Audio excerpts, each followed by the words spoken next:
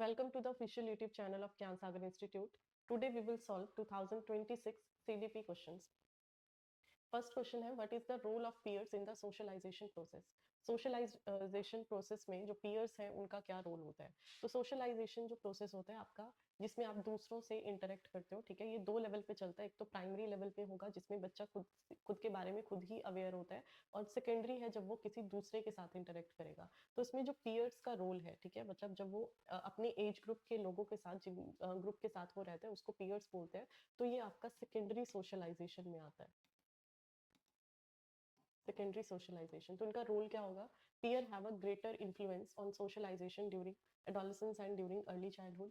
Peer have no major influence on socialization. Peer have a minor influence on socialization compared to parent. Peers are primary agent of socialization. तो सबसे पहले first option इसमें correct होगा. जो peers हैं उनका great influence होता है सोशलाइजेशन पे. कब? जब वो एडोलेसेंस में होते हैं, देन ड्यूरिंग अर्ली चाइल्डहुड. ठीक है. पीयर हैव नो मेजर नहीं होगा, मेजर इन्फ्लुएंस होता है क्योंकि ये सोशलाइजेशन का पार्ट है. और पेरेंट्स से अगर कंपेयर करें तो इन दोनों का कंपैरिजन नहीं है, वो अलग जगह पे होता है और पेरेंट्स अलग जगह पे होते हैं. और पीयर्स जो है वो प्राइमरी एजेंट नहीं होते हैं, वो सेकेंडरी एजेंट होते हैं. Following Lev Vygotsky's ideas, a teacher decided to give hint and cues to the student who were stuck on a given problem and let the student try to solve that problem again. By doing so, teacher is practicing the concept of. ठीक है. लेव वाइगॉट्स्की की जो theory है, ठीक है, social constructivist इनको बोला जाता है, सोशल डेवलपमेंट पे है. तो इसमें जो टीचर है वो डिसाइड करता है कि बच्चे को थोड़े हिंट देना और क्यूज देना, ताकि बच्चा जो है वो जहाँ पे नहीं कर पा रहा है सॉल्यूशन, तो उसको एक हेल्प मिल सके उसके लिए. तो इसमें try to solve the problem again. By doing so teacher is practising the concept of. तो इसमें जो टीचर है वो कौन से कंसेप्ट को बता रहा है? तो इसमें हमने कंसेप्ट पढ़ा है सोशल डेवलपमेंट में, जो वाइगॉट्स्की ने हमें बताया. जोन ऑफ प्रॉक्सिमल डेवलपमेंट होता है जिसमें बच्चा खुद से चीजें करता है और जितनी क्राइटेरिया तक वो कर सकता है उस जोन को बोला जाता है जोन ऑफ प्रॉक्सिमल डेवलपमेंट. अगर उसको उससे ज्यादा सीखना है तो उसको जाना पड़ेगा जिसके पास ज्यादा नॉलेज है, मोर नॉलेजेबल अदर. और इस प्रोसेस को बोलेंगे, जो टेम्परेरी सपोर्ट प्रोवाइड की जाती है उसको बोलते हैं स्कैफोल्डिंग. ठीक है. तो यहाँ पे टेम्परेरी सपोर्ट टीचर प्रोवाइड करा रहा है बच्चे को हिंट देके, तो ये कौन सी प्रोसेस को बताता है? Scaffolding. Which of the following is not an effective strategy in problem solving? Problem solving में इनमें से कौन सी इफेक्टिव स्ट्रैटेजी नहीं है? Breaking down complex problem into simpler parts. ठीक है. जो कॉम्प्लेक्स प्रॉब्लम है उनको आप सिंपलर पार्ट्स में ब्रेक कर दोगे. Recognising pattern and relationship. जो पैटर्न है और रिलेशनशिप है आपस में उनका, उसको आप रिकॉग्नाइज करोगे. Using logical reasoning to solve problem. Logical reasoning का यूज करोगे प्रॉब्लम सॉल्व करने के लिए. और ओवरलुकिंग रेलिवेंट इंफॉर्मेशन, या फिर आप जो इंफॉर्मेशन है उसको दोबारा से देखोगे. ठीक है. तो इसमें जो गलत है, ठीक है, नॉट इफेक्टिव स्ट्रैटेजी कौन सी होगी? Overlooking relevant information. तो ये करेक्ट होगा. ठीक है. बाकी ऑप्शन के बेसिस पे ये गलत होंगे और फोर्थ करेक्ट होगा, लेकिन ये जो तीनों स्टेटमेंट हैं ये करेक्ट है. ठीक है. कि ब्रेक, जब कॉम्प्लेक्स प्रॉब्लम है उसको आप सिंपल में डिवाइड करोगे, फिर आप जो पैटर्न है उनका उसको समझोगे पहले, फिर रिलेशनशिप देखोगे दो चीज़ों के बीच में, और जो यूजिंग लॉजिकल रीजनिंग है प्रॉब्लम सॉल्विंग की, फिर वो देखोगे. फोर्थ क्वेश्चन है, children who are struggling with dyslexia have trouble in phonological processing that make it hard to decode words. ठीक है. इसमें क्या बोला है कि बच्चा जो है वो स्ट्रगल कर रहा है डिसलेक्सिया से. डिसलेक्सिया रीडिंग और राइटिंग डिसऑर्डर होता है जिसमें वो डी और बी में डिफ्रेंशिएट करना नहीं सीखता, एग्जाम्पल के लिए. ठीक है. बेसिकली रीडिंग और राइटिंग से रिलेटेड, लैंग्वेज से रिलेटेड डिसऑर्डर है. तो ट्रबल इन फोनोलॉजिकल प्रोसेसेस. ठीक है. फोनोलॉजिकल मतलब लैंग्वेज से रिलेटेड होगा. That it makes to hard to decode words. ठीक है. जिसकी वजह से वो वर्ड्स को डिकोड नहीं कर पा रहा है. तो ये करेक्ट स्टेटमेंट है. सेकंड है, all children benefit from being encouraged in their areas of interest and ability. ठीक है. सभी बच्चे जो हैं वो बेनिफिट होते हैं अगर आप उनको एनकरेज करोगे उसी एरिया में जिसमें उनका इंटरेस्ट है और उनकी एबिलिटी है. ठीक है. तो दोनों ही स्टेटमेंट इसमें करेक्ट है. तो इसमें ऑप्शन नंबर थर्ड करेक्ट होगा. Both A and R true, but R is not correct explanation of ए.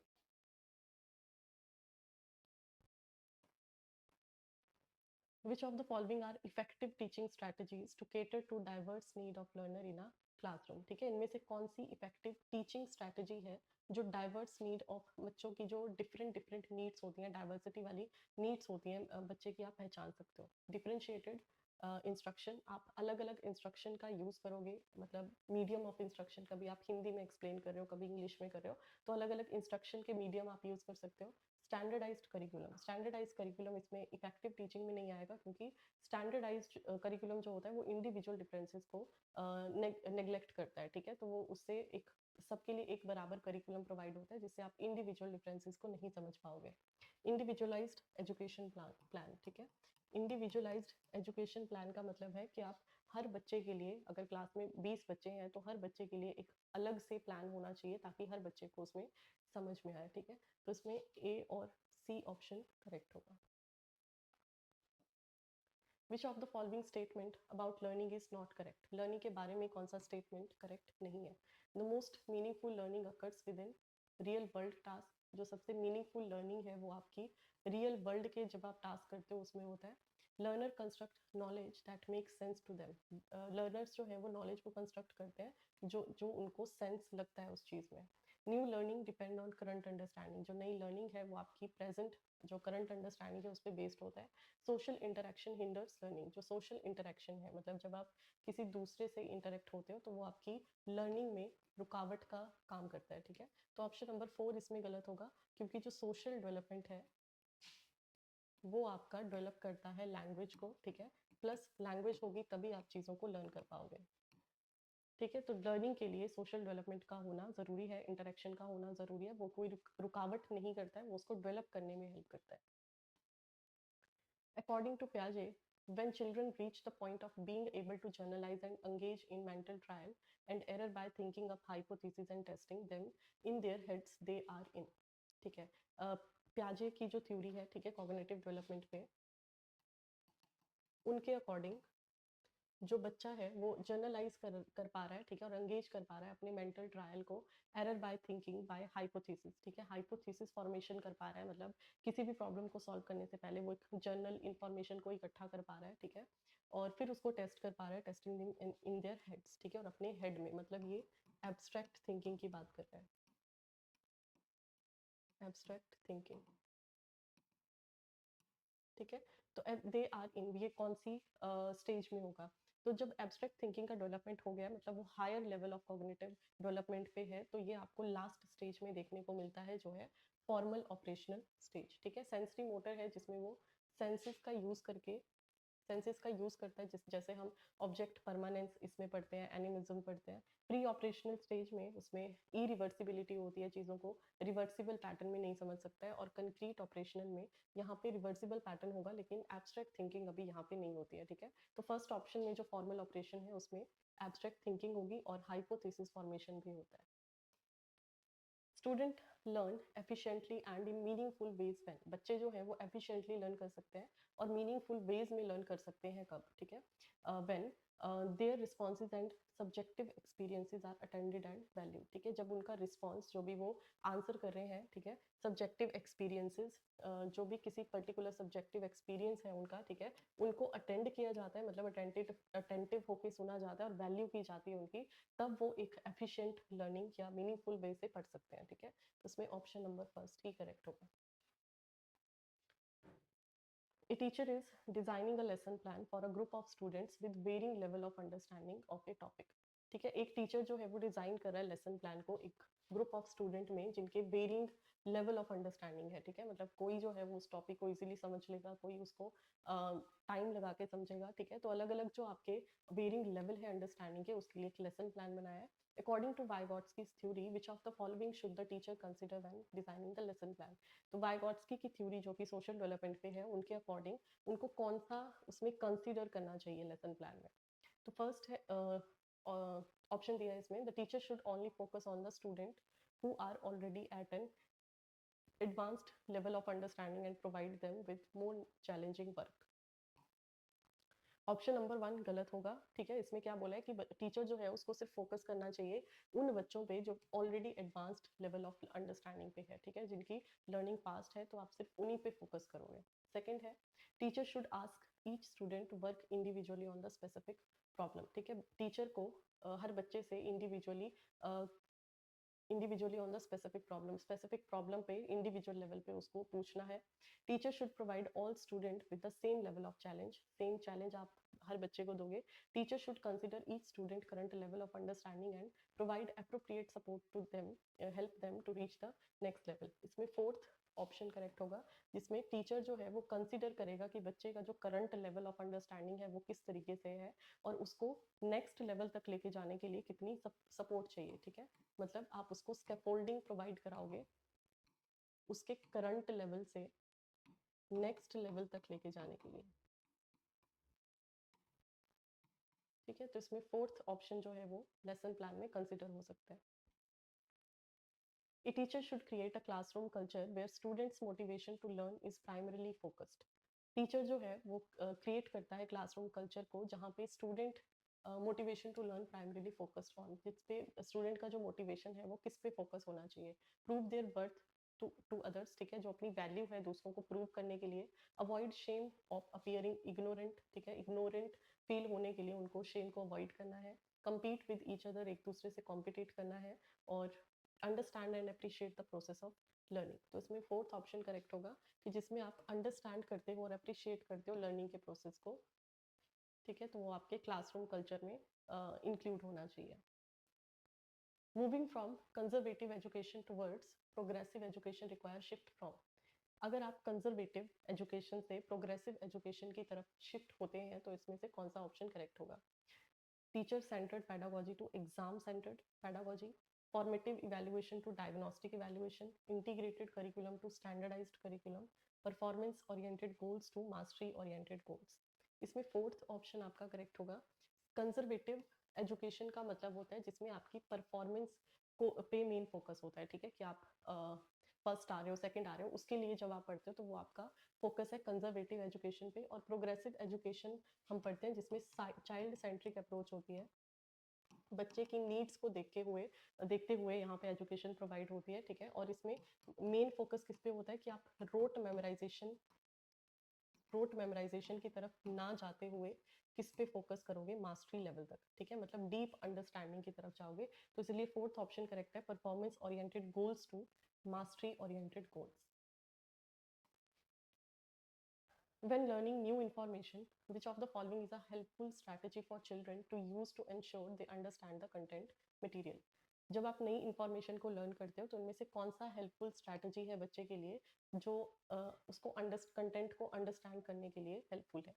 री रीडिंग द इंफॉर्मेशन वंस, जो इंफॉर्मेशन है उसको आप दोबारा से रीड करोगे। Asking question and seeking clarification, उसके रिलेटेड आप क्वेश्चन पूछ सकते हो और क्लैरिफिकेशन ले सकते हो, ये भी करेक्ट है। प्रिटेंडिंग टू अंडरस्टैंड, ठीक है, आपको समझ नहीं आ रहा है लेकिन आप प्रिटेंड कर रहे हो कि मुझे समझ आ रहा है, तो ये नेगेटिव स्टेटमेंट है। Making up their own meaning for unfamiliar terms, ठीक है, जो टर्म्स आपस में फैमिलियर भी नहीं है उसके भी अपने तरफ से मीनिंग बनाना, ठीक है, तो ये स्टेटमेंट भी गलत है। ऑप्शन नंबर ए और बी इसमें करेक्ट होगा। As per constructivist approaches of learning, learning is facilitated when, जो कंस्ट्रक्टिविस्ट अप्रोच है लर्निंग का, इसमें लर्निंग क्या लर्निंग इज फैसिलिटेटेड व्हेन, ठीक है, कब फैसिलिटेट करता है।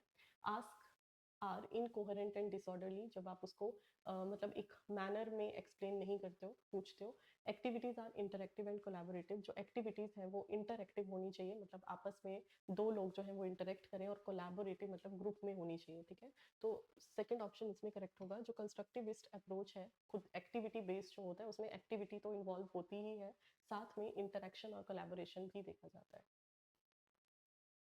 Which of the following does not come under the category of sensory impairment?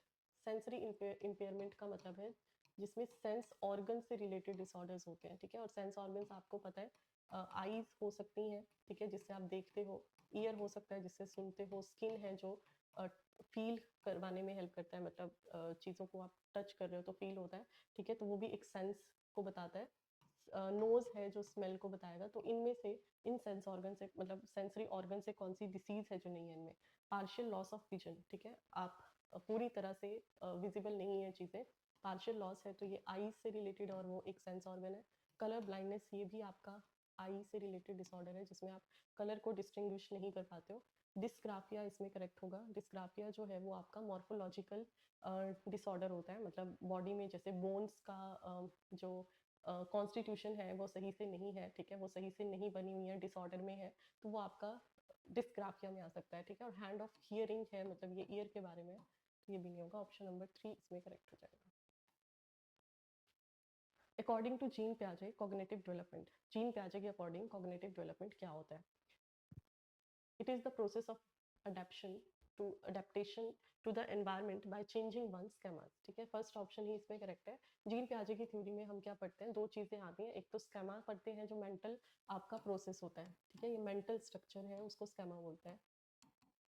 Plus इसमें आपकी 4 तरह के स्टेजेस हम पढ़ते हैं, ठीक है, जैसे जो फॉर्मल ऑपरेशनल हमने पढ़ा, सेंसरी मोटर है, प्री ऑपरेशनल है, वो आपके स्टेजेस में आते हैं। तो स्केमा में क्या होगा कि ये प्रोसेस है अडेप्टेशन का एनवायरनमेंट में, कि एनवायरनमेंट में आप किस तरीके से अडेप्ट होते हो बाय चेंजिंग वन स्केमा, ठीक है, एक स्केमा से दूसरे स्केमा में। तो स्केमा मेंटल स्ट्रक्चर जो है वो चेंज होता रहता है, क्योंकि आप जो है वो न्यू इन्फॉर्मेशन का एडिशन होता रहता है, ठीक है, माइंड में, और उसी में आप चेंजेस लेके आते हो पुरानी वाली इंफॉर्मेशन में, तो वो पूरा एक मेंटल स्ट्रक्चर को बताता है। If physical development of children is delayed, then their social and emotional development gets affected. अगर किसी बच्चे का फिजिकल डेवलपमेंट डिले हो जाता है, ठीक है, मतलब उसकी ग्रोथ जो है वो टाइम के अकॉर्डिंग नहीं हो रही है, डिले हो रही है, तो उससे उसका जो सोशल और इमोशनल डेवलपमेंट है वो भी अफेक्ट करेगा, ठीक है। तो ये करेक्ट स्टेटमेंट है, क्योंकि हम प्रिंसिपल ऑफ जो डेवलपमेंट के प्रिंसिपल हैं उसमें हम पढ़ते हैं इंटर रिलेटेड, इंटर रिलेटेड, ठीक है, principle of inter related development जो प्रिंसिपल है, जिसमें हर डेवलपमेंट जो है वो दूसरे से कहीं ना कहीं इंटरलिंक होता है, ठीक है। जैसे अगर फिजिकल डेवलपमेंट किसी का सही नहीं है तो उसका अफेक्ट किस पे पड़ सकता है, उसके सोशल एनवायरनमेंट पे, उसके इमोशनल एनवायरनमेंट पे। तो उसी तरीके से अगर किसी का फिजिकल डेवलपमेंट अपने टाइम पे नहीं हो रहा है तो उसका जो बाद वाला डेवलपमेंट है, मतलब जो आपके सोशल डेवलपमेंट, इमोशनल डेवलपमेंट है, वो भी अफेक्ट करेंगे। There is developmental continuity in the course of children's development, ठीक है, यहाँ पे डेवलपमेंटल कॉन्टिन्यूटी देखी जाती है चिल्ड्रन के डेवलपमेंट में। तो ये सेकंड स्टेटमेंट का मतलब वही है कि सारे जो डेवलपमेंट है वो आपस में इंटर रिलेटेड होते हैं, तो एक कॉन्टिन्यूटी उनमें होती है, ठीक है। मतलब ये नहीं है कि पहले फिजिकल डेवलपमेंट होगा, फिर आपका सोशल डेवलपमेंट हो रहा है, फिर इमोशनल हो रहा है, ठीक है। तो जितने भी डेवलपमेंट है वो आपके साइड बाय साइड चलते हैं, फिजिकल भी हो रहा है, साथ में सोशल भी हो रहा है, इमोशनल भी हो रहा है, लैंग्वेज भी हो रहा है, ठीक है, तो वो एक कॉन्टिन्यूटी में चलते हैं, तो दोनों ही ऑप्शन इसमें करेक्ट होंगे। Characteristics such as lacking reading fluency, ठीक है, करेक्टरिस्टिक है कि बच्चा जो है वो फ्लुएंसी में लैक कर रहा है, ठीक है, सही से फ्लुएंटली नहीं बोल रहा है। रिवर्जन ऑफ वर्ड्स, ठीक है, वर्ड्स को रिवर्स कर रहा है। टेंडेंसी टूवर्ड्स डिस्ट्रैक्शन, और डिस्ट्रैक्टेड भी है, ठीक है, मतलब अटेंटिव अटेंटिव होके भी नहीं पढ़ पा रहा है, तो ये कौन से करेक्टरिस्टिक को बता रहा है? Attention deficit hyper activity disorder, ADHD, ठीक है। अगर सिर्फ इसमें लर्निंग रीडिंग फ्लुएंसी तक का होता तब ये डिसलेक्सिया में आ सकता था, लेकिन यहाँ पे डिस्ट्रैक्शन भी लिखा हुआ है, तो डिस्ट्रैक्शन किस में होता है? Attention deficit hyper activity disorder में। बाकी ऑटिज्म जो है ये मेंटल रिलेटेड डिसऑर्डर होता है। डिसलेक्सिया आपका रीडिंग लर्निंग से है, जिसमें लैक ऑफ रीडिंग फ्लुएंसी आ सकता है, लेकिन अटेंशन से रिलेटेड नहीं है। और जो डिमेंशिया है ये आपका होता है memory loss.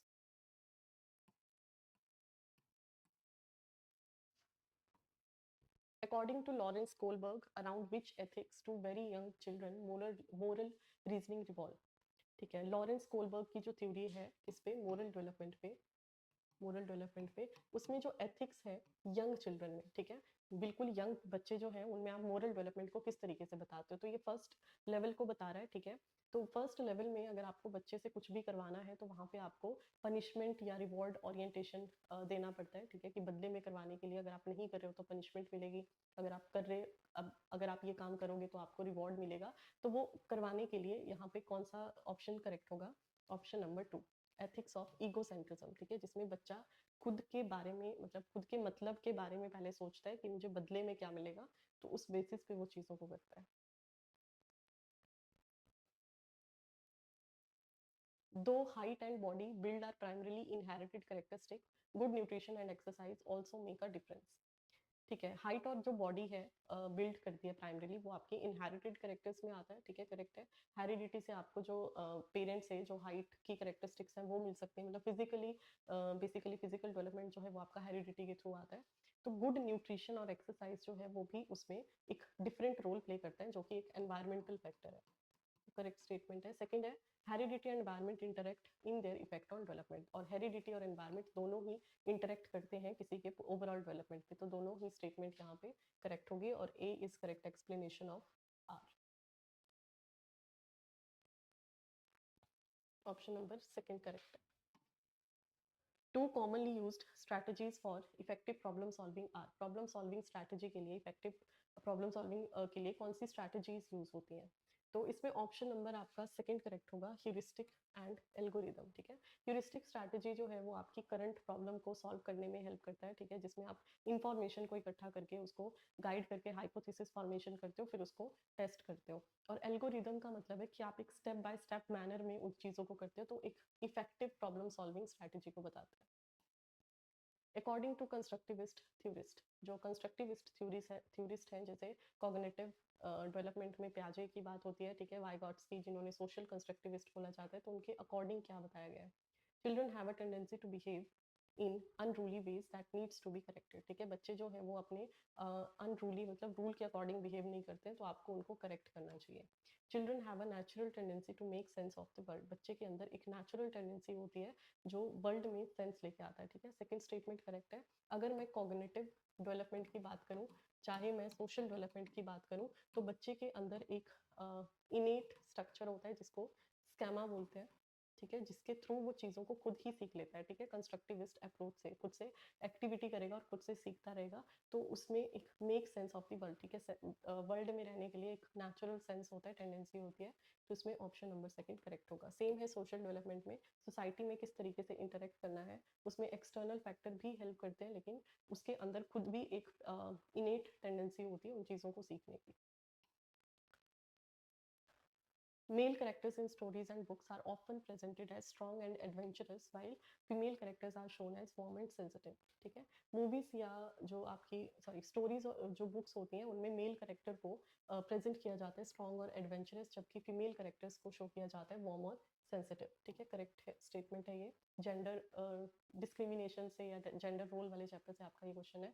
Schools and curriculum influence gender role identity, जो स्कूल और करिकुलम है वो इन्फ्लुएंस करते हैं जेंडर रोल आइडेंटिटी को as they are powerful agent of secondary socialization, ठीक है, जैसे कि वो सेकेंडरी सोशलाइजेशन का एजेंट है।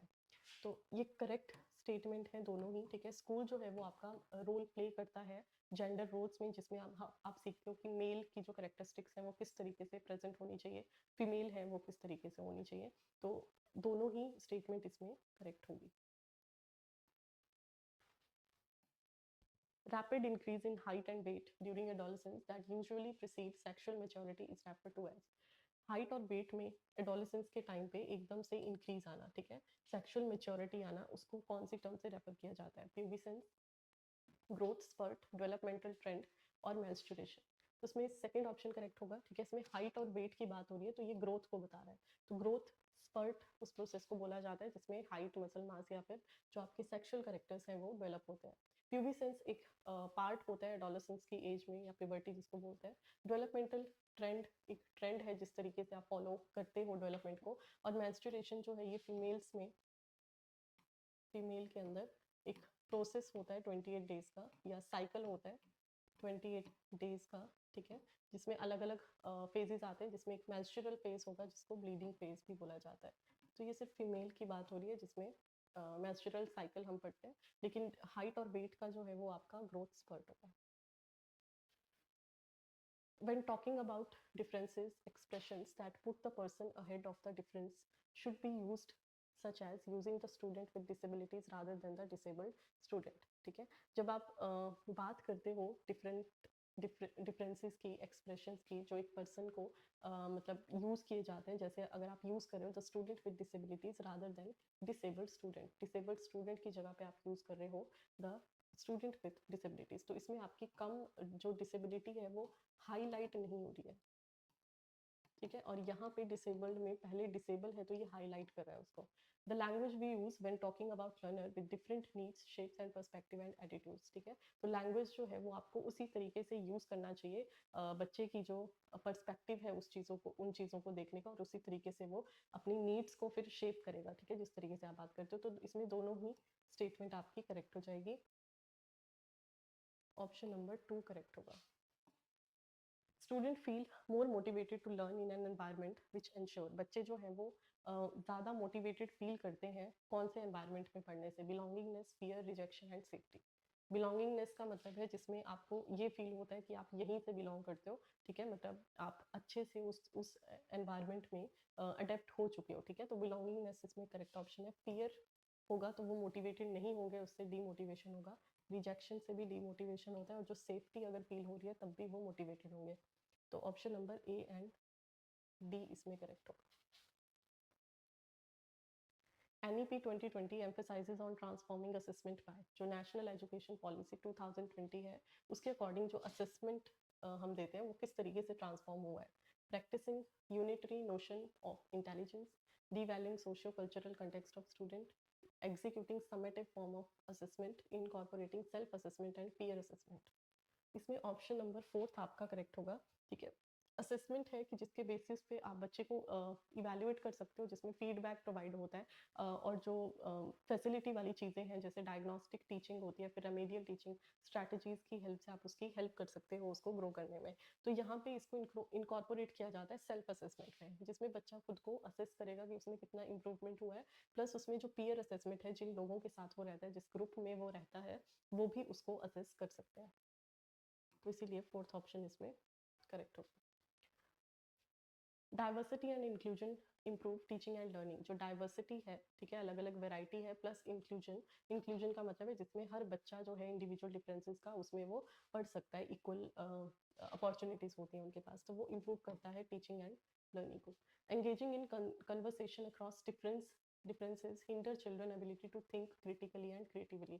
अगर आप engaging in conversation across differences, ठीक है, अगर आप अलग अलग डिफरेंसेस की जो कन्वर्सेशंस हैं उसमें अंगेज होते हो, तो वो बच्चे की क्या करता है, जो चिल्ड्रन की एबिलिटी है सोचने की क्रिटिकली और क्रिएटिवली, वो उसको रुकावट लेके आता है। तो इसमें दोनों ही स्टेटमेंट करेक्ट है। ठीक है, इंक्लूजन होना चाहिए जिससे हर बच्चा उसको अंडरस्टैंड कर सके। Children in middle school should be encouraged to write about their emotion on a daily, weekly basis and reflect upon them। जो मिडिल स्कूल के बच्चे हैं उनको encourage किया जाता है कि उनके जो भी इमोशंस हैं उनको वो एक पेपर पे लिखें और उनको डेली या वीकली बेसिस पे रिफ्लेक्ट करके देखें कि वो किस तरीके से रिफ्लेक्ट करता है, मतलब क्या वो फील करते हैं। तो ये करेक्ट स्टेटमेंट है। ठीक है, इसमें अगर वो इस तरीके से खुद को एक्सप्रेस करेंगे तो उसमें जो इमोशनल इम्बैलेंस है, ठीक है, या इमोशनल स्ट्रेस है, वो रिड्यूस होता है। Understanding one's emotion is a cognitive process that can lead to action. और किसी के इमोशंस को अंडरस्टैंड करना एक कॉग्निटिव प्रोसेस को बताता है जो एक एक्शन में कन्वर्ट हो सकता है। तो इसमें दोनों ही स्टेटमेंट आपकी करेक्ट हो जाएगी। In an inclusive classroom adaptation should be made in. Inclusive classroom में जो अडेप्टेशन है वो किस तरीके से होनी चाहिए?